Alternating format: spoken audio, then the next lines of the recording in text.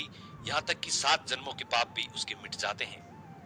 शास्त्रों में राजा भोज के बारे में ऐसा लिखा गया है कि राजा भोज को तप, ज्ञान, धर्म और महाशक्ति की उपाधि दी गई है। राजा भोज एक ऐसा राजा हुआ था जो धर्म प्रिय राजा था, सदा धर्म का विचार करने वाले, सदा धर्म के पथ पर चलने वाले, पाप का साथ ना देकर सदा पाप पे विजयी होने वाले ऐसे राजा भोज के बारे में आज एक कहानी प्रस्तुत करने जा रहे हैं। प्रिय दर्शकों, इस कहानी को ध्यान से सुनिएगा, इस कहानी को बड़े गौर से सुनिएगा। ये कहानी बड़ी पावन और पवित्र है और शास्त्रों में ऐसा बताया गया है कि जो लोग राजा भोज की कहानी को आधी अधूरी छोड़ देते हैं वो पाप के भागीदारी बनते हैं। इसलिए आपसे अनुरोध है, या तो आप इस कहानी को सुने नहीं, यदि आप सुन रहे हैं तो इस कहानी को पूरा सुने, जिससे कि आप पाप के भागीदारी बनने से बचे रहें। कहानी शुरू करने से पहले जो लोग हमसे नए जुड़े हैं वो हमारे चैनल को सब्सक्राइब करें, बेल आइकन ऑन करें, अच्छा कमेंट किया करें, ताकि हर आने वाली वीडियो का नोटिफिकेशन सबसे पहले आपको मिले और आप उसका फायदा उठा सकें। प्रिय दर्शकों, हमारे इस चैनल में हम रोज नई वीडियो, नई जानकारी लेके हाजिर होते हैं, इसलिए आप हमारे चैनल को जरूर सब्सक्राइब करें। शुरू करते हैं प्रिय दर्शकों आज का ये प्यारा सा वीडियो, प्यारी सी कहानी। शास्त्रों में ऐसा वर्णित बताया गया कि राजा भोज बड़े ही न्याय प्रिय राजा थे, सदा धर्म के पथ पर चलने वाले राजा थे, सदा धर्म का विचार करने वाले न्याय प्रिय राजा थे, सदा पाप पर विजय पाने वाले न्याय प्रिय राजा थे। राजा भोज के दरबार से कभी कोई खाली नहीं जाता था। राजा भोज के दरबार में सदा धर्म के हिसाब से ही न्याय होता था और राजा भोज के दरबार में जो भी कोई बंदा अपनी इच्छा लेके जाता था उसकी इच्छा अवश्य पूरी की जाती थी, चाहे वो गरीब हो या अमीर। प्रिय दर्शकों, सबके लिए न्याय बराबर था। राजा भोज बहुत ही न्याय प्रिय राजा थे।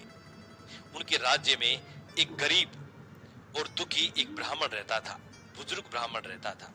प्रिय दर्शकों, राजा भोज क्या करते थे कि अपनी नगरी के अंदर रोज शाम को वेश बदलकर और अपनी नगरी में घुमा करते थे, अपने गांव वालों के बीच में घुमा करते थे, ताकि उनको अपनी प्रजा की स्थिति के बारे में पता चले, कौन दुखी है और कौन सुखी है। इसी विचार को लेकर राजा रोज वेश बदलकर और नगर में घुमा करते थे, हर घर घर के द्वार पे जाते थे और उनकी सूचना लिया करते थे। एक दिन राजा उस गरीब ब्राह्मण के घर जाता है। एक दिन राजा भोज वेश बदलकर पूरे नगर में घूमता है और उस गरीब ब्राह्मण के घर पहुंचता है। जिस वक्त राजा उस गरीब ब्राह्मण के घर जाता है तो वो गरीब ब्राह्मण और उनकी गरीब ब्राह्मणी दोनों पति पत्नी बात कर रहे थे।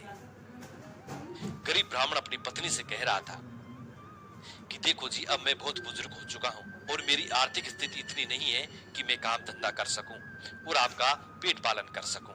प्रिय दर्शकों, उस गरीब ब्राह्मण के कोई पुत्र नहीं था, कोई पुत्री नहीं थी। दोनों पति पत्नी रहा करते थे और वो बुजुर्ग हो गए थे।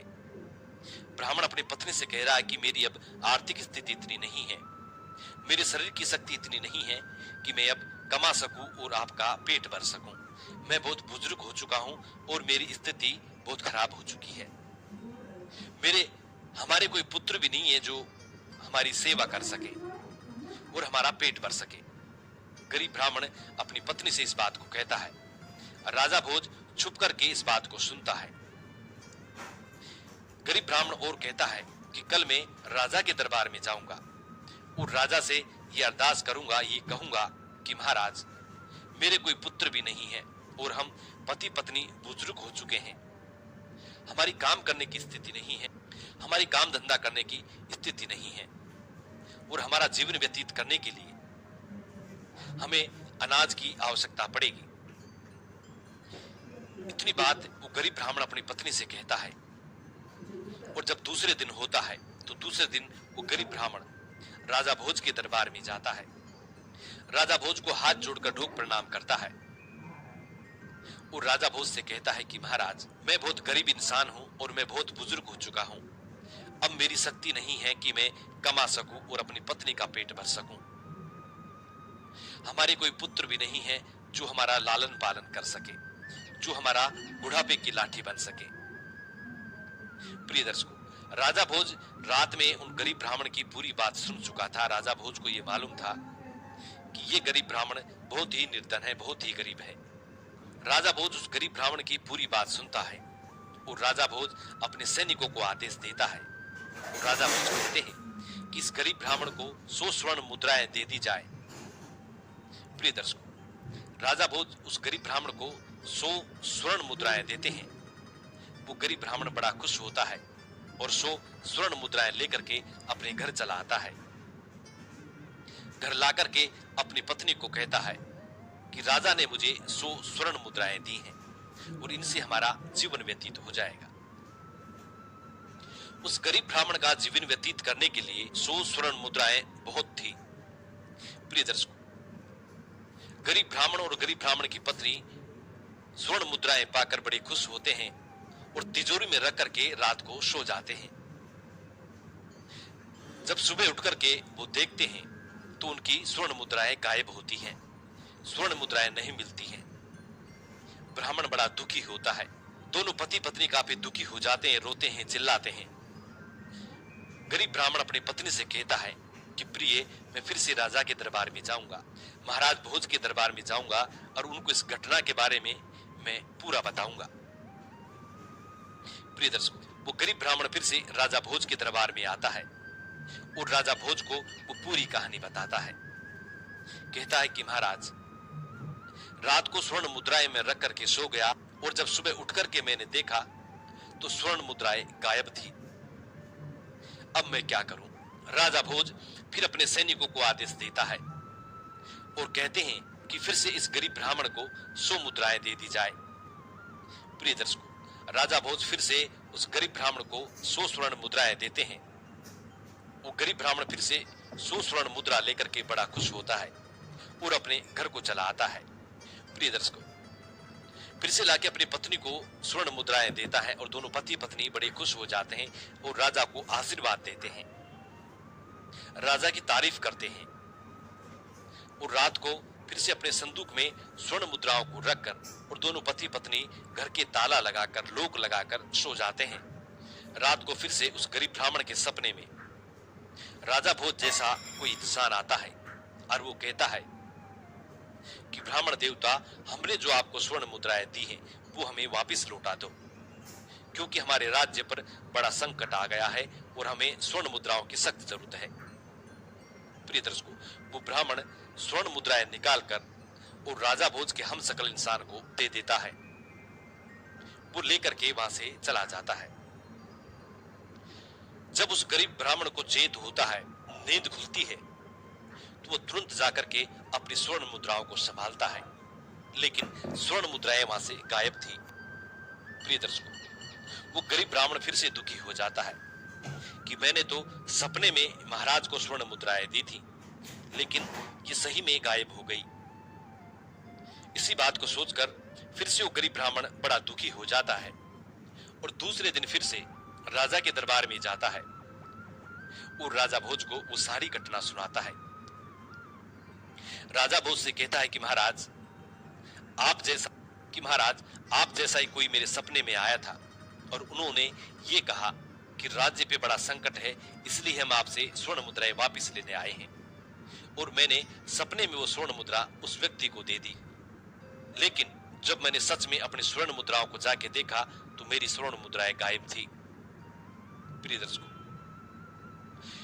गरीब ब्राह्मण की इतनी बात सुन के और राजा भोज फिर से अपने सैनिकों को आदेश देते हैं और कहते हैं कि फिर से इस गरीब ब्राह्मण को 100 मुद्राएं दे दी जाए।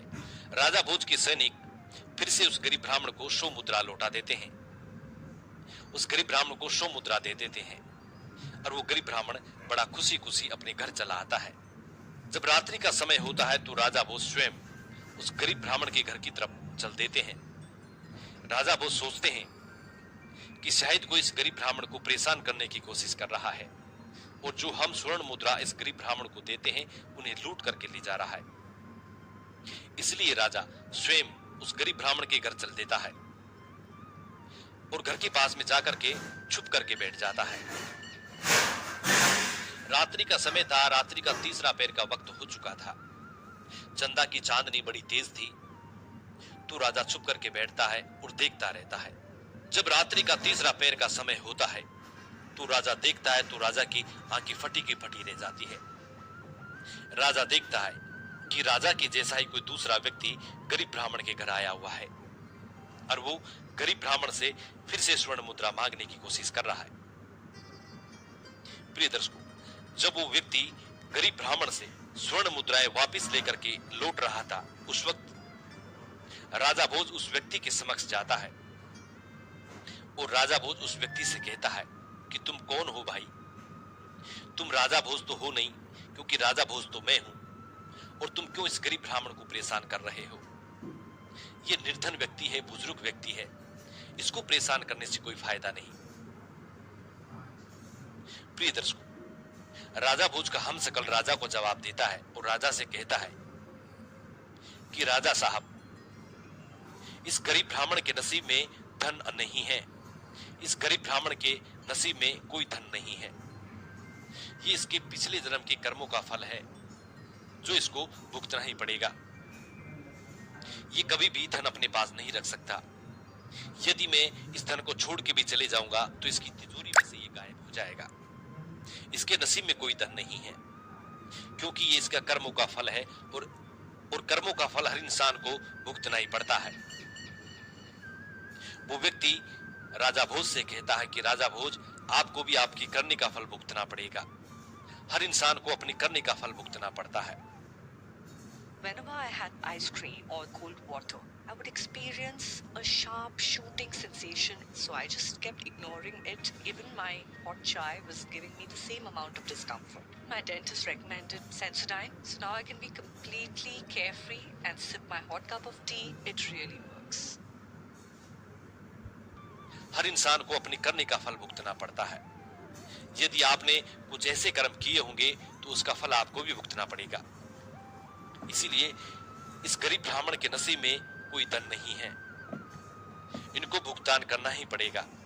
आप कितना ही चाहे इनको धन दे दीजिए, लेकिन फिर भी इनके नसीब में कोई धन नहीं है। धन का सुख ये नहीं ले सकते। इतनी बात कहकर वो व्यक्ति गायब हो जाता है। अब राजा भोज को ये समझ में आ जाता है कि इस गरीब ब्राह्मण के नसीब में धन नहीं है, इनके नसीब में कोई सुख नहीं है, ये इनके जीवन में कभी भी सुख नहीं पा सकते। राजा भोज अपना सर पीट करके वापस महलों की तरफ आ जाते हैं। दूसरे दिन राजा भोज शिकार खेलने के लिए जाते हैं। दूसरे दिन राजा भोज अपना तीव्र गति से चलने वाले घोड़े पे सवार होकर के और जंगल में शिकार खेलने के लिए चले जाते हैं। राजा भोज शिकार खेलने के लिए जंगल में जाते हैं और जंगल में घूमते घूमते इतनी दूर पहुंच जाते हैं कि जहां भयंकर पहाड़ी इलाका था। अब राजा भोज अपने घोड़े को चाबुक मारते हैं और वो घोड़ा इतनी तेजी से उड़ान भरता है, इतनी तेजी से उड़ान भरता है कि राजा भोज घोड़े से नीचे गिर जाते हैं और लहूलुहान होकर के नीचे पड़ जाते हैं। घोड़ा इतनी तेजी से उड़ान भरता है कि राजा भोज नीचे गिर जाते हैं और लहूलुहान हो जाते हैं। प्रिय दर्शकों, राजा भोज अचेत हो जाते हैं। जब राजा को होश आता है तो राजा देखता है कि राजा दूसरे राज्य के सैनिकों के कब्जे में थे। प्रिय दर्शकों, दूसरे राज्य के सैनिक राजा भोज से पूछते हैं कि भाई तुम कौन हो और कहां से आए हो? राजा भोज समझ जाता है यदि मैं इनको अपना परिचय देता हूं तो ये मुझे मार डालेंगे। इसलिए राजा भोज मौन रहते हैं, चुप रहते हैं।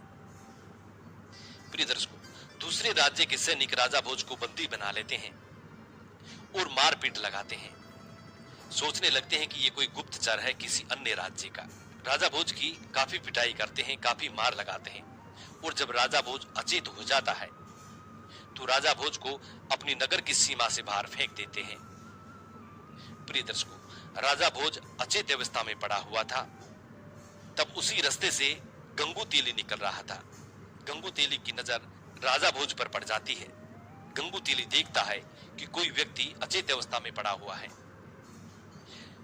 खूनों से लहूलुहान हुआ है।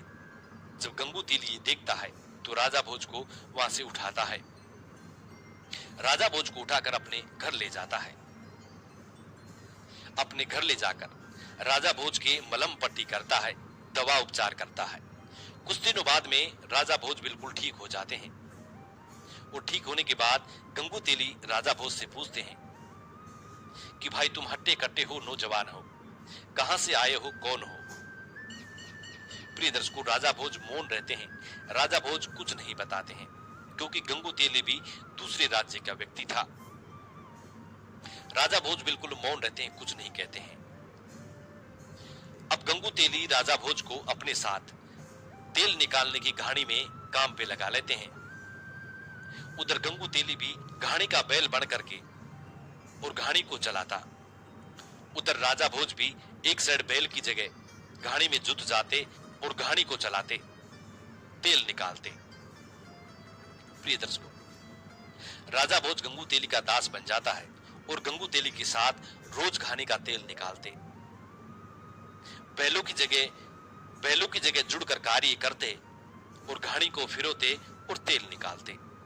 उधर राजा भोज धीरे धीरे कुछ गीत गुनगुनाते हुए घानी में काम करते। जब गंगू तेली को राजा भोज की आवाज सुनाई देती तो गंगू तेली भी मंत्र मुक्त हो जाता और अपने दास से बार बार कहता कि आप फिर से गाना गाइए। तो राजा भोज फिर से गाना गाते। गंगू तेली मंत्र मुक्त हो जाते राजा भोज के गाने सुनकर।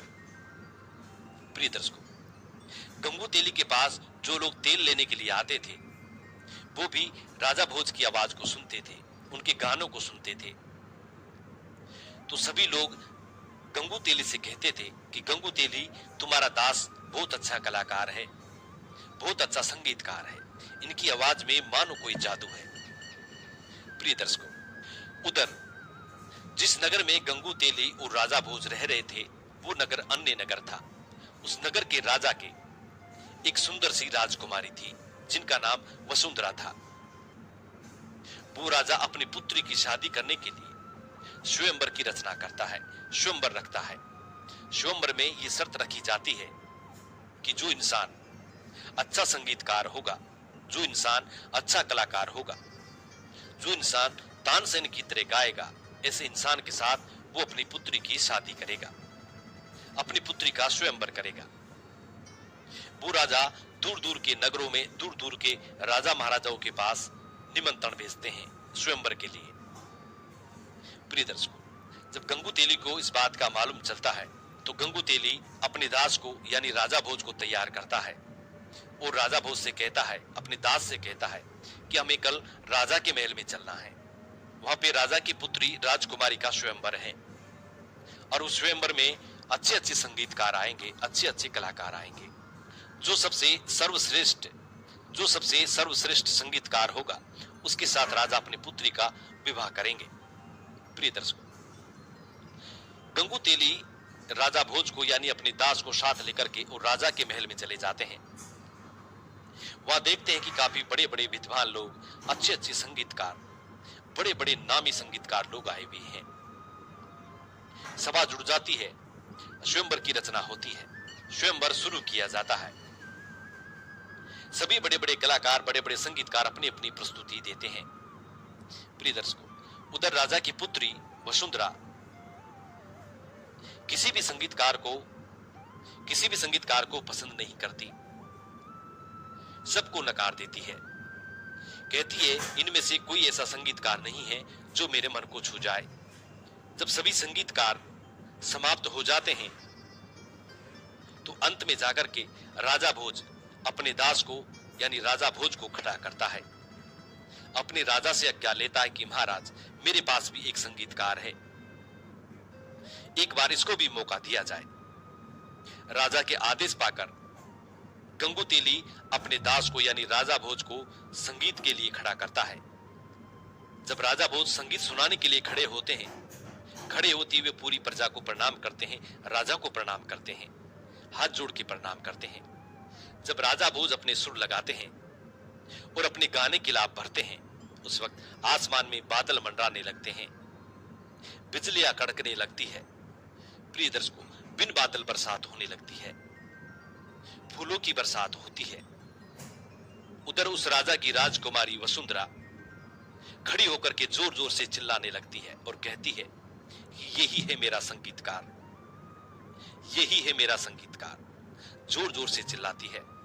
प्रिय दर्शकों, सभा में बैठे सभी बड़े बड़े विद्वान लोग हक्के बक्के रह जाते हैं। देखते रह जाते हैं। वो राजा अपनी पुत्री को समझाता है कि पुत्री, तुम्हें इस तरह नहीं चिल्लाना चाहिए। भरी सभा में खड़े होकर एक साधारण व्यक्ति के लिए तुम चिल्ला रही हो। इनके कोई कुल का पता नहीं है, कोई गोत्र का पता नहीं है, और तुम्हारा इस तरह चिल्लाना अच्छा नहीं है। प्रिय दर्शकों, राजा भोज अपना संगीत खत्म करते हैं, समाप्त करते हैं। उसके बाद वो राजा भोज से पूछता है कि भाई तुम कहाँ के रहने वाले हो। तभी उस राजा की पुत्री वसुंधरा कहती है कि पिताश्री, मैंने इस व्यक्ति को अपना जीवन साथी चुन लिया है और यही मेरा जीवन साथी होगा। वो राजा अपनी पुत्री से कहता है कि पुत्री, अभी तक इसका कोई कुल का पता नहीं है, कोई गोत्र का पता नहीं है। इस व्यक्ति के साथ तुम्हारा विवाह नहीं हो सकता यदि हमारे दरबारी इस चीज का निर्णय करेंगे, क्योंकि हमारे दरबार में बड़े बड़े विद्वान लोग बैठे हुए हैं। हमारे दरबार में 4 ऐसे विद्वान लोग हैं। यदि इनकी सहमति होती है तो ही हम आपका विवाह इस व्यक्ति के साथ कर सकते हैं। उस राजा के दरबार में तप, ज्ञान, धर्म और महाशक्ति 4 विद्वान बैठे हुए थे। राजा 4 विद्वानों से सवाल पूछते हैं एक एक करके। सबसे पहले राजा तप से पूछते हैं और कहते हैं कि तप, तुम खड़े हो जाओ और तुम ये बताओ कि संसार में ऐसा कौन सा तपस्वी है, ऐसा कौन सा महापुरुष है कि जिसके तप से ब्रह्मांड भी थर्रा जाए। प्रिय दर्शकों, तब हाथ जोड़कर वो राजा से कहता है कि महाराज, ऐसा तपधारी सिर्फ एक ही व्यक्ति है और वो है राजा भोज। राजा भोज के सिवाय आज इस संसार में ऐसा कोई तपधारी नहीं है जिसके तप से पूरा ब्रह्मांड थर्रा जाए। तप की इतनी बात सुनने के बाद वो राजा दूसरा सवाल ज्ञान से करता है। कहता है कि ज्ञान, अब तुम खड़े हो जाओ, और ज्ञान से सवाल करता है और कहते हैं कि ज्ञान, हमें तुम ये बताइए कि इस संसार में ऐसा सबसे बड़ा ज्ञानी कौन है जिसके ज्ञान के आगे बड़े बड़े विद्वान लोग फेल हो जाए, रावण जैसे विद्वान भी फेल हो जाए। ऐसा ज्ञानी व्यक्ति इस संसार में कौन है। ज्ञान भी हाथ जोड़कर राजा को प्रणाम करता है और कहता है कि महाराज, आज के इस संसार में सबसे ज्ञानी व्यक्ति एक ही है और वो है राजा भोज। राजा भोज के सिवा इस संसार में दूसरा कोई ज्ञानी व्यक्ति नहीं है। राजा भोज के पास में 4 शास्त्रों का ज्ञान है, सभी वेद पुराणों का ज्ञान है। इसलिए राजा भोज के सिवा दूसरा इस दुनिया में ज्ञानी नहीं है। ज्ञान की इतनी बात सुनकर के वो राजा तीसरा सवाल धर्म से करते हैं कि धर्म, अब तुम खड़े हो जाओ और तुम हमें ये बताओ कि इस संसार में सबसे बड़ा धर्मात्मा कौन है। धर्म हाथ जोड़कर के राजा को प्रणाम करता है और राजा से कहता है कि महाराज, आज के इस संसार में सबसे बड़ा धर्मात्मा एक ही व्यक्ति है और वो है राजा भोज। उसके सिवा दूसरा कोई धर्मात्मा व्यक्ति नहीं है। धर्म की इतनी बात सुनने के बाद राजा तीसरा सवाल महाशक्ति से करते हैं। कहते हैं कि महाशक्ति, अब तुम खड़े हो जाओ और तुम हमें यह बताओ कि संसार में सबसे शक्तिशाली राजा कौन सा है जिसके समक्ष नारायणी सेना भी फेल हो जाए। ऐसा महाशक्तिशाली राजा कौन सा है। प्रिय दर्शकों, महाशक्ति हाथ जोड़कर राजा को प्रणाम करता है और राजा से कहता है कि महाराज, ऐसा शक्तिशाली राजा जिसके आगे नारायणी सेना भी परास्त हो जाए, वो एक ही है और वो है राजा भोज। राजा भोज के सिवा इस संसार में कोई दूसरा ऐसा व्यक्ति नहीं है जिसमें इतनी शक्ति हो, इतनी ताकत हो, जिसके समक्ष नारायणी सेना भी फेल हो जाए।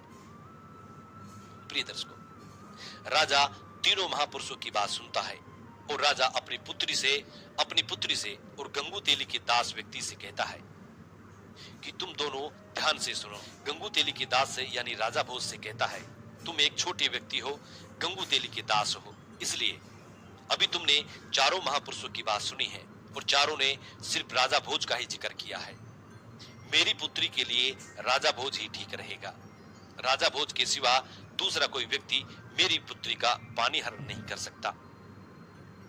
वो राजा गंगू तेली के दास से यानी राजा भोज से इतनी बात कहता है और अपनी पुत्री से कहता है कि पुत्री, तुम ही समझने की कोशिश करो, तुम्हारे लिए सिर्फ राजा भोज ही रहेंगे, इसके अलावा दूसरा कोई व्यक्ति तुम्हारे लिए ठीक नहीं है। उधर गंगू तेली का दास यानी राजा भोज दास के रूप में हाथ जोड़ करके राजा से कहता है कि महाराज, आपका कहना बिल्कुल सत्य है, लेकिन एक छोटी सी बात मैं भी कहना चाहता हूं। राजा भोज हाथ जोड़ करके कहता है कि महाराज, मेरी बात को गौर से सुनिएगा। कहता है कि महाराज, तप ज्ञान धर्म और महाशक्ति से बड़ी भी कोई चीज होती है। गंगू तेली की दास की यानी राजा भोज की इतनी बात सुनकर पूरा दरबार हक्का बक्का हो जाता है।